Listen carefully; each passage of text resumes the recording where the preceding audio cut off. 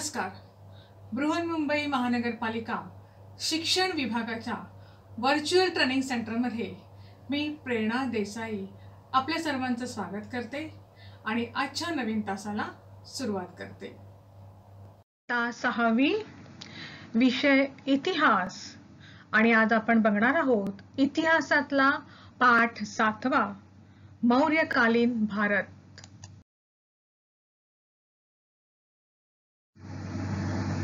मुलांनो, आपण ज्यावेळेला जनपद आणि महाजनपद यांचा अभ्यास केला त्यावेळेला आपण काही मुख्य महाजनपदांची माहिती घेतली होती. त्यात आपण बघितली होती कोसल, वत्स, अवंती आणि मगध या राज्यांची माहिती घेतली. आणि त्यावेळेला मगधावरती नंद घराण्याचं राज्य होतं. त्या नंद घराण्यातला शेवटचा राजा जो होता धनानंद, त्याची आपण माहिती बघितली होती. आणि तेव्हा आपण असं बघितलं होतं की तो धनानंद जो होता तो धनाचा प्रचंड लोभी होता आणि त्याने प्रजाजनांना खूप त्रास दिला होता. त्याच्या राज्याला लोक खूप कंटाळले होते. थोडक्यात काय तर तो प्रजाजनांसाठी अप्रिय होता आणि शेवटी त्याची सत्ता उलथून टाकण्यात आली. इसवी सन पूर्व 324 मध्ये चंद्रगुप्ताने आर्य चाणक्यांच्या मदतीने या नंद सम्राटाविरुद्ध बंड केले आणि त्यात त्याचा वध केला आणि मगधावरती मौर्य साम्राज्याची स्थापना केली. आज या पाठात आपण या मौर्य साम्राज्याची माहिती घेणार आहोत. पण या मौर्य साम्राज्याची माहिती घेण्या अगोदर आपण एका वीर योद्ध्याची माहिती घेणार आहोत आणि तो आहे ग्रीक सम्राट सिकंदर. ग्रीक सम्राट अलेक्झांडर उर्फ सिकंदर हा मॅसेडोनिया देशाचा राज्यकर्ता होता आणि हा जागतिक इतिहासात सर्वात यशस्वी व कुशल सेनापती गणला जातो. त्याने आपल्या कारकिर्दीमध्ये इराण, सिरिया, Egypt, Mesopotamia, Phoenicia, जुदेया, Gaza, Bactria तसेच भारतामध्ये पंजाब पर्यंतचा प्रदेश जिंकलेला होता. सिकंदरने इसवी सन पूर्व 326 मध्ये भारताच्या वायव्य प्रदेशावर स्वारी केली. मुलांनो, त्यावेळेचा भारत हा आजच्या पाकिस्तान पर्यंत वायव्येला पसरलेला होता.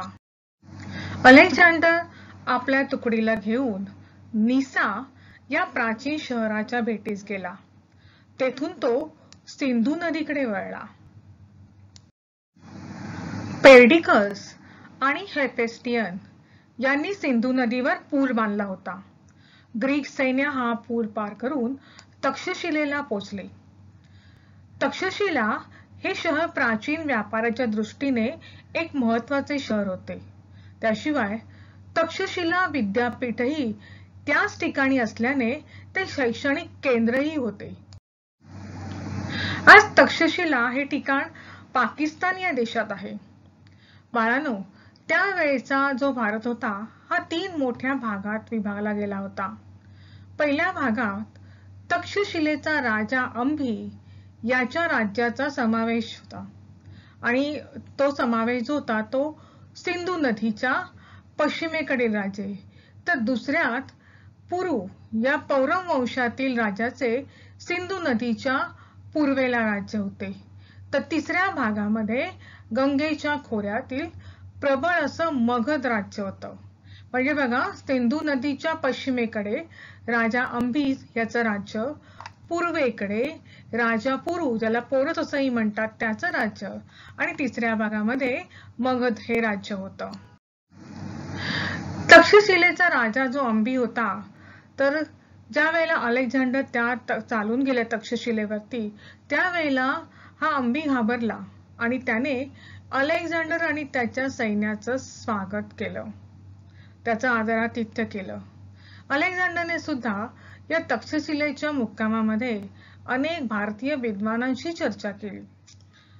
त्याचप्रमाणे या काश्मीरचा हा जो राजा होता अंबिसार याने स्वतःहून शरणागती पत्करली. परंतु पुरू राजाने मात्र शरणागती पत्करण्यास साफ नकार दिला. त्यामुळे झेलम नदीवर म्हणजे जी पुरू आणि अंबी यांच्या राज्याची सीमा होती तिला झेलम नदी आणि पूर्वीचं नाव होतं बितस्ता नदी, ती दुथडी भरून व्हायची एकदा का जून महिना सुरू झाला की. त्यामुळे पुरूला असं वाटलं की ग्रीक सैन्य काही नदी ओलांडून येणं शक्य नाही आणि आपण पैल तीरावर सुरक्षित राहू. या कल्पनेमध्ये पुरू गाफील राहिला. पण गाफील जरी राहिलेला असला तरी त्याची संरक्षण व्यवस्था चोख होती. पण ती संरक्षण व्यवस्था चोख असूनही भर पावसात एका रात्रीत हे ग्रीक सैन्य जे आहे ते नदी पार करून पैल तीरावर पोचलं आणि त्या ठिकाणी पुरूच्या सैन्याशी त्यांची चकमक झाली. त्यावेळेला स्वतः पुरू रणांगणावर नव्हते, त्यांचा मुलगा होता. आपल्या भारतीय सैन्याने काय केलं होतं, युद्धामध्ये रथांचा वापर केला होता. रथ हत्ती असे वापर होता. पण झालं काय, रथांचा वापर केल्यामुळे ते रथ जे आहेत ते पावसाने चिखलात रुतून बसले. त्यामुळे भारतीय सैन्याला ग्रीक सैन्याशी दोन हात करणं हे अशक्य होत चाललं होतं आणि त्यामुळे या युद्धामध्ये पुरूपुत्राचा पराभव झाला. अलेक्झांडरने पुरूची भेट घेतली आणि त्यांनी त्याला पुरूला विचारलं की तुम्ही तर आता शरणागत आहात, शरणागताला कशी वागणूक देणं अपेक्षित आहे. यावरती पुरू राजाने सुद्धा जे उत्तर दिलं अतिशय निर्भयपणे ते खरोखरच कौतुक करण्याजोगं आहे. पुरू राजा असं म्हणाला, जरी मी एका राजाने दुसऱ्या राजाला जसं वागवायचं असतं, जशी वागणूक दिली जाते एका राजाकडून दुसऱ्या राजाला, तशी वागणूक द्यावी. ह्या पुरूच्या उत्तरावरती हा अलेक्झांडर जो आहे तो एकदम खुश झाला आणि त्याने त्याला त्याचं राज्य दिलंच आणि पंजाब प्रांताचा क्षत्रप बनवला आणि त्याचं मूळ राज्य सुद्धा काश्मीर सीमेपर्यंत वाढवलं.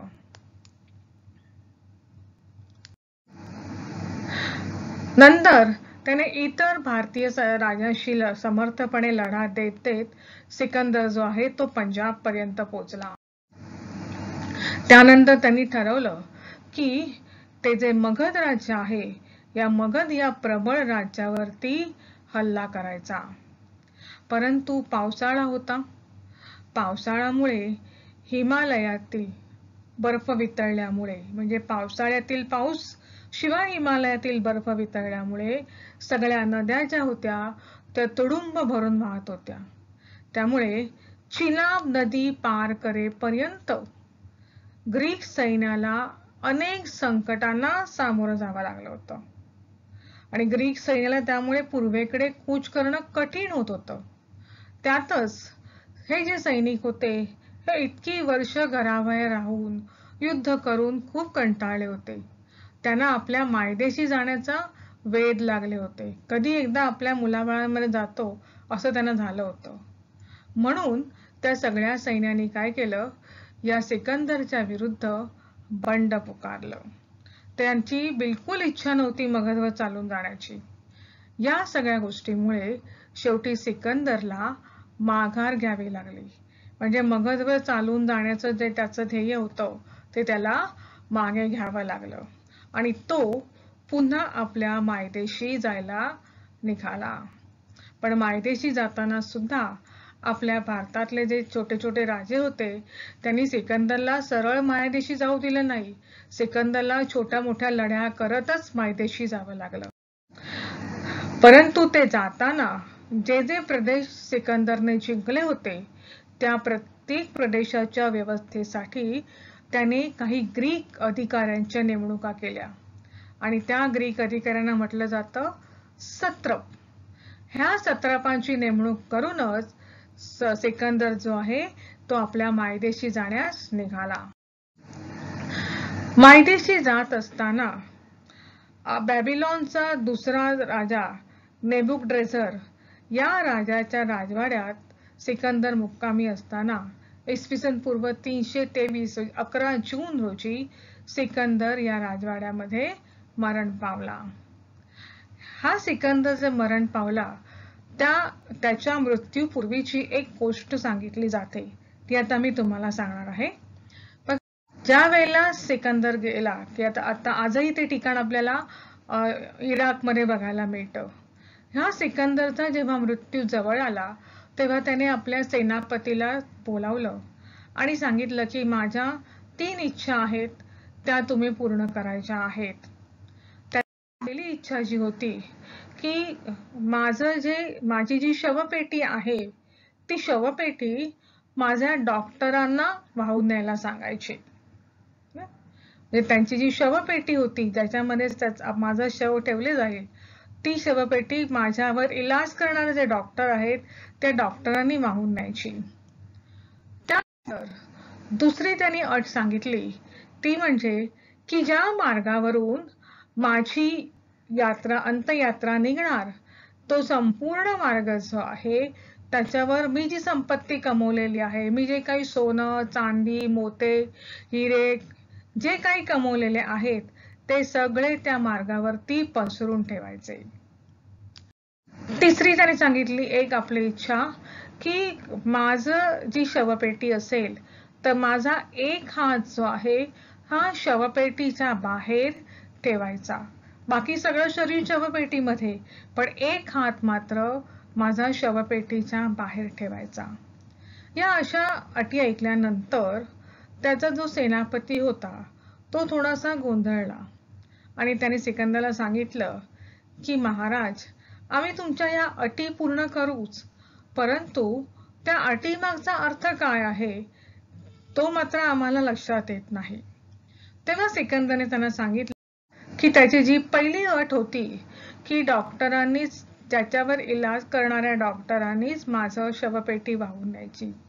म्हणजेच काय की सिकंदरला हे सांगायचं होतं की कितीही मोठा निष्णांत डॉक्टर असू दे किंवा वैद्य असू दे, म्हणजे अगदी तो धन्वंतरी जरी असला तरी सुद्धा मृत्यू पुढे कोणाचंच काही चालत नाही. म्हणजे कुठलाही डॉक्टर तुम्हाला मृत्यूपासून वाचवू शकत नाही. तुम्हाला जर तुमच्या आयुष्यामध्ये जर तेवढंच आयुष्य असेल आणि तुमचा मृत्यू जर आहे तर तो मृत्यू येणारच. मग तुमच्यावर इलाज करणारा डॉक्टर हा कितीही मोठा असू दे, कितीही हुशार असू दे, तरी सुद्धा मृत्यूवर कोणीही विजय मिळवू शकत नाही. प्रत्येक व्यक्तीला, प्रत्येक प्राणीमात्राला मृत्यू हा अटळ आहे. नंतर दुसरी इच्छा जी होती की त्याने जे काही कमवलेलं आहे ते सगळं माझ्या अंत्ययात्रेच्या वाटेवर पसरायचं आहे. यातून असं सांगायचं आहे की प्रत्येक जण आपण आयुष्यभर सगळी ही जी संपत्ती आहे ती जमा करत असतो. कितीतरी कष्ट आपण हे पैसे गोळा करण्यासाठी करतो, परंतु मला जगाला हे दाखवून द्यायचंय की मी आज इतकी वर्ष युद्ध केली, माझ्याबरोबर माझ्या सैनिकांना सुद्धा मी घरापासून लांब ठेवलं, मी स्वतः माझ्या मायभूमीपासून लांब राहिलो आणि सतत युद्ध करत राहिलो, अनेक लोकांना हरवत राहिलो, अनेकांचा खजिना माझ्याकडे जमा झाला, पण उपयोग काय त्याचा आता? हा खजिना माझा मृत्यू टाळू शकतोय का? नाही. किंवा माझ्या मृत्यूनंतर हा खजिना सुद्धा माझ्याबरोबर येत नाही आहे. म्हणजे मी जे काही पैसा एवढा कमवला, मी एवढी जी काही मेहनत घेतलेली आहे या पैशासाठी, तो पैसा हा इथेच सोडून जावा लागतो. म्हणजे प्रत्येक व्यक्तीला आपण जे काही कमवतो आहे स्थूल धन ते इथेच सोडून जायचं असतं. कुठलाही पैसा अडका सोनं नाणं हे आपल्या बरोबर येत नाही. नंतर त्यांनी सांगितलं होतं की माझा एक हात हा शवपेटीच्या बाहेर ठेवा. म्हणजेच काय की सिकंदरचं असं सांगणं होतं की प्रत्येक व्यक्ती ही येताना मोकळ्या हाताने आलेली आहे आणि जाताना सुद्धा ती मोकळ्या हातानेच जाते. म्हणजे मनुष्य जन्माला येताना तो काही आपल्याबरोबर धन सोनं नाणं धान्य काही घेऊन येत नाही, तसंच मृत्यूनंतर सुद्धा तेव्हा तो जातो, त्यावेळेला त्याने जे कमवलेलं धन असेल, त्याचं जे ऐश्वर्य असेल, ते सगळं त्याला इथेच ठेवावं लागतं. तो रिकाम्या हाताने आला आणि रिकाम्या हातानेच जावं लागत आहे. तर असा होता हा सिकंदर.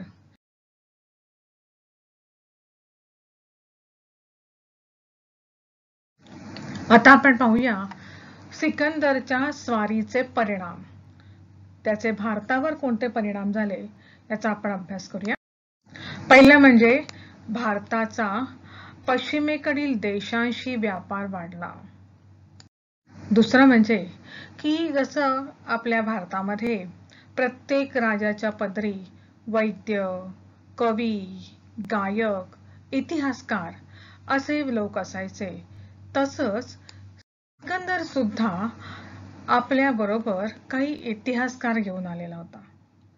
आणि हे जे इतिहासकार होते त्यांनी आपल्या भारताबद्दलची सर्व प्रकारची माहिती आपल्या लेखनातून पश्चिमेकडील देशांकडे पोहोचवली. त्याचप्रमाणे ग्रीक देशातील काही कला ज्या आहेत त्या भारतीयांनी घेतल्या आणि त्याच्यामध्ये सगळ्यात महत्वाची जी कला होती ती म्हणजे मूर्ती. ही कला जी आहे म्हणजे ग्रीक शैली आणि रोमन देशातून आल्याने त्याला ग्रीक रोमन किंवा हिंदू युनानी कला असंही म्हणतात.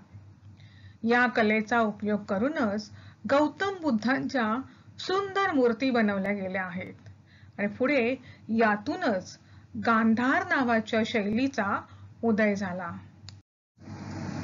आता ही जी शैली आहे ती आपल्याला बामियान, जलालाबाद, स्वात घाट, हड्डा ही ह्या शैलीची मूर्तिकलेची प्रमुख केंद्र होती. त्याचप्रमाणे ग्रीक राजांची नाणी सुद्धा वैशिष्ट्यपूर्ण होती. त्यावर एका बाजूला ते नाणे पाडणाऱ्या राजांचं चित्र असायचं, तर दुसऱ्या बाजूला एखाद्या ग्रीक देवतेचं चित्र असायचं आणि त्या नाण्यांवरती ते नाणं कोणी पाडलं त्या राजाचं नाव असायचं. ही जी पद्धत होती बघा या ठिकाणी दिसतंय तुम्हाला सिकंदरचं नाव, सिकंदरचा चेहरा, ह्या सगळ्या गोष्टी त्याच्या नाण्यावर होत्या. ही पद्धत होती. मग ती पद्धत बघून आपल्या भारतातील इतर राजांनी सुद्धा तशाच प्रकारची नाणी पाडायला सुरुवात केली. म्हणजे आपलं चित्र, आपलं नाव आणि एका बाजूला आपल्या देवतेचं चित्र. मुलांनो, सम्राट सिकंदर नंतर आपण आणखी एका राजाची माहिती घेणार आहोत आणि त्याचं नाव आहे सायरस. इसवी सन पूर्व 6व्या शतकात इराणमध्ये सायरस नावाच्या राजाने मोठे साम्राज्य प्रस्थापित केले होते. हे साम्राज्य वायव्य भारतापासून रोमपर्यंत आणि आफ्रिकेतील इजिप्तपर्यंत पसरलेले होते. इसवी सन पूर्व 518च्या सुमारास दारियुश नावाच्या इराणी सम्राटाने भारताचा वायव्येकडील प्रदेश आणि पंजाब पर्यंतचा काही भाग जिंकून घेतला होता. सम्राट दारियुशच्या काळात भारत आणि इराण यांच्यामध्ये राजनैतिक संबंध प्रस्थापित झाले होते. त्यातून व्यापार आणि कला या क्षेत्रातली देवाणघेवाण वाढली. या सम्राट दारियुशने त्याच्या साम्राज्यामध्ये सर्वत्र दारिक नावाचं एक प्रकारचं चलन लागू केलं होतं. त्यामुळे व्यापार करणं सोपं झालं आहे. जसं आता आपण बघतो आपल्या भारतामध्ये रुपया हे चलन आहे आणि रुपया हे चलन असल्यामुळे आपण कुठेही भारतात गेलो तरी ते रुपया देऊन आपण एखादी वस्तू खरेदी किंवा विक्री करू शकतो की ज्याच्यामुळे व्यापार सोपा होतो. मग ही जी पद्धत होती ही सम्राट दारियुशने त्याच्या साम्राज्यात लागू केली होती आणि त्याचं चलन होतं ते म्हणजे दारिक. पर्सिपोलिस हे राजधानीचं शहर जे होतं ते सम्राट दारियुशच्या काळामध्ये बांधलं गेलं होतं. मग हे पर्सिपोलिस आहे कुठे तर हे पर्सिपोलिस हे ठिकाण आजच्या इराणमध्ये आहे. आता आपण बघूया मौर्य साम्राज्याविषयी. बाळांनो, दुर्दम्य आशावाद, अभूतपूर्व पराक्रम आणि कुशल राजनीतीच्या बळावर जवळपास संपूर्ण भारतावर शासन करणाऱ्या या मौर्य साम्राज्याने भारताला केवळ पराक्रमाचा इतिहासच दाखवला नाही, तर प्रेम आणि करुणेने सर्व जगाला कसे जिंकता येईल याचे प्रत्यक्ष उदाहरण घालून दिले आहे. भारताच्या इतिहासातले सर्वात मोठे साम्राज्य असा मौर्य साम्राज्याचा लौकिक आहे.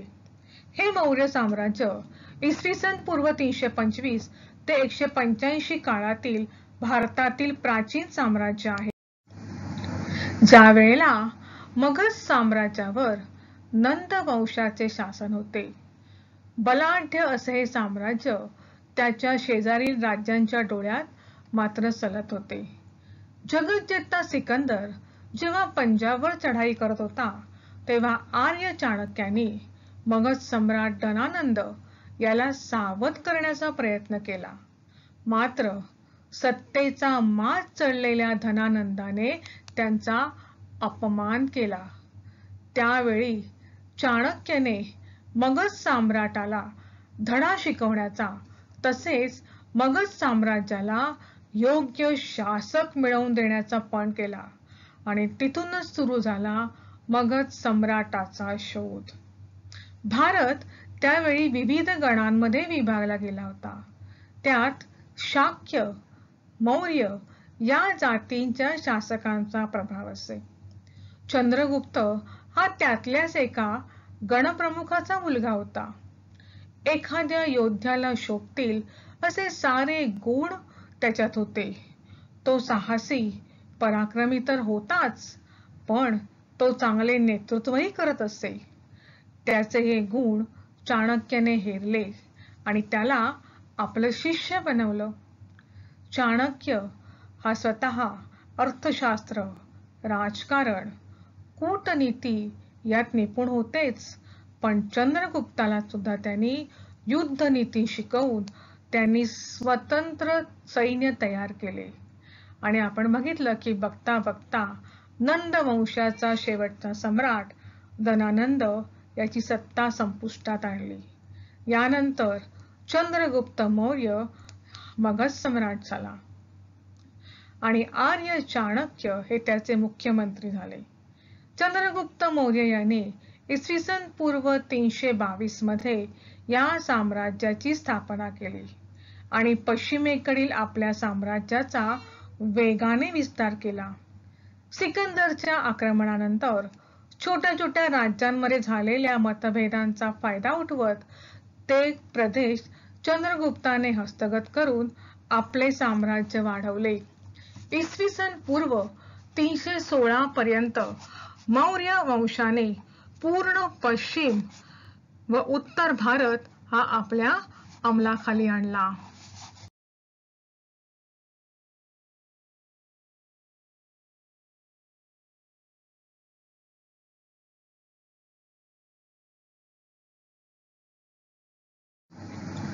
सेल्युकस निकेटर हा सिकंदराचा सेनापती होता. सिकंदराच्या मृत्यूनंतर तो बॅबिलोनचा राजा झाला होता. त्याने वायव्य भारत आणि पंजाबवर आक्रमण केलं. चंद्रगुप्ताने त्याच्या आक्रमणाचा यशस्वी प्रतिकार केला. सेल्युकस निकेटरचा पराभव केल्यामुळे अफगाणिस्तानातील काबूल, कंदाहार, हेरात हे प्रदेश चंद्रगुप्ताच्या साम्राज्यात सामील झाले.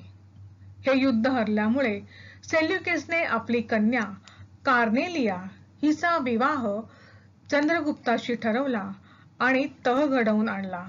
लग्नात चंद्रगुप्ताने सेल्युकसला 500 हत्ती भेटीदाखल दिले आणि त्यानंतर चाणक्याच्या मदतीने ऐतिहासिक तह करून त्याच्या कन्येशी विवाह केला व नवीन मैत्रीचा प्रारंभ केला. या यशस्वी कारवाईनंतर चंद्रगुप्ताची ख्याती जगभर पसरली आणि इजिप्त सिरिया या तत्कालीन बलाढ्य साम्राज्याने आपल्या राजकीय दूतावासांची आशिया खंडात प्रथमच स्थापना केली आणि या देशांच्या राजदूतांची चंद्रगुप्ताच्या दरबारी नेमणूक करण्यात आली. ग्रीक राजदूत मेगॅस्थेनिस हा चंद्रगुप्ताच्या राज्यकारभाराने आणि मौर्यांच्या ऐश्वर्याने इतका प्रभावित झाला की त्याने इंडिका या नावाचा ग्रंथ लिहिला आहे. दुर्दैवाने या ग्रंथाचा बराचसा भाग आज अस्तित्वात नाही, परंतु जो काही भाग आजही उपलब्ध आहे त्यावरून आपल्याला चंद्रगुप्ताच्या सामर्थ्याची आणि चाणक्याच्या परिणामकारक नीतीची प्रचिती येते. पंजाब आणि वायव्य प्रांत परकीय अधिपत्याखालून मुक्त करण्यासाठी चंद्रगुप्ताला ग्रीक सैन्याशी आणि ग्रीकांच्या क्षत्रपांशी संघर्ष करावा लागला. ग्रीक सैन्य भारतामधून हुसकावून लावल्यानंतर चंद्रगुप्त मौर्य पंजाब, वायव्य सीमा आणि सिंध प्रांताचा स्वामी झाला. चंद्रगुप्ताच्या अधिपत्याखाली आता बलुचिस्तान, अफगाणिस्तान, गांधार, हिंदुकुश पर्वतरांग, काबूल, विंध्य पर्वताचा प्रदेश, बिहार, बंगाल, ओरिसा, दख्खन व म्हैसूर याचा समावेश होता. यावरून लक्षात येईल की मौर्यांचं राज्य किती अवाढव्य होतं त्याचा अंदाज येतो. त्याचप्रमाणे कायदा व सुव्यवस्था ही चंद्रगुप्त मौर्यांच्या राजवटीची खरी यशाची नांदी होती. राज्याचा राज्यकारभार संपूर्णपणे मध्यवर्ती होता व राजा हाच सर्वेसर्वा होता. नंद राजवटीखाली राज्यात जो गुन्हेगार आणि भ्रष्टाचार बोकळला होता त्या भ्रष्टाचाराला आणि गुन्हेगारीला चंद्रगुप्ताने चाणक्याच्या साहाय्याने काही वर्षातच आवाक्यात आणले. चाणक्याच्या मदतीने उभारलेल्या गुप्तचर यंत्रणेच्या जोरावर महसूल विभागातील भ्रष्टाचारास चंद्रगुप्ताने संपूर्णपणे आळा घातला व थोड्याच दिवसात कठोर आणि पारदर्शक न्यायप्रणालीने चंद्रगुप्ताने आपल्या न्यायदानाबद्दलचा प्रजेचा विश्वास संपादन केला. असं लिहिलं जातं, म्हणजे मॅगॅस्थिसने लिहिलेलं आहे की अमावास्येच्या रात्री देखील आर्य स्त्रिया तलम व रंगीबेरंगी वस्त्रे नेसून मौर्यांच्या शहरातून निवांतपणे फिरताना आढळतात. मेगॅस्थेनिसच्या या विधानावरून मौर्यांच्या कायद्या आणि सुव्यवस्थेबद्दल आपल्याला कल्पना येते. श्रवणबेळगोळ येथे सापडलेल्या शिलालेखानुसार चंद्रगुप्त जे आहेत ते आपल्या आयुष्याच्या अंतिम टप्प्यात जैन मुनी बनले होते आणि ते शेवटचे मुकुटधारी जैन मुनी होते. त्यांच्यानंतर कोणीही मुकुटधारी म्हणजे प्रशासक असलेले जैन मुनी झाले नाहीत. जैन धर्मात चंद्रगुप्ताला विशेष महत्त्व आहे. चंद्रगुप्त स्वामी भद्रभाऊ याच्या समवेत श्रवणबेळगोळ येथे गेला होता. तेथेच अन्न पाणी वर्ज्य करून समाधी अवस्थेत त्याने आपले प्राण सोडले. श्रवणबेळगोळ येथे ज्या पर्वतावर त्यांचे वास्तव्य होते त्या पर्वताला चंद्रगिरी असे नाव पडले आणि तेथेच त्याने बनवलेले चंद्रगुप्त बस्ती नावाचे मंदिरही आहे. बाळांनो, ह्या चंद्रगुप्तांना चंद्रगुप्त मौर्य असं का म्हणायचे तर चंद्रगुप्ताच्या आईचे नाव होते मुरा आणि मुराचा मुलगा म्हणून मौर्य आणि चंद्रगुप्त हा सम्राट झाला. त्यामुळे त्याचं जे राज्य होतं त्याच्यानंतरचे जे लोक होते हे सगळे मौर्य सम्राट म्हणून ओळखले जातात.